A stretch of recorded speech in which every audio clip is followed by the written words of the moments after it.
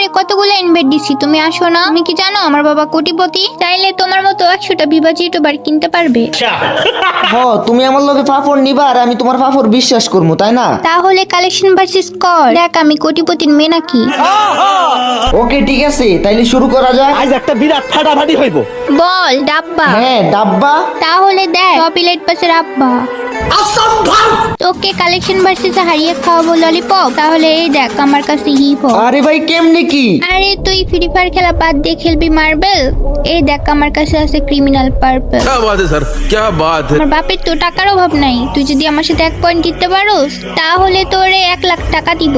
अभी मजा आएगा ना भिड़ो। শোনো, এখন তুমি বলো ডাব্বা। ডাব্বা।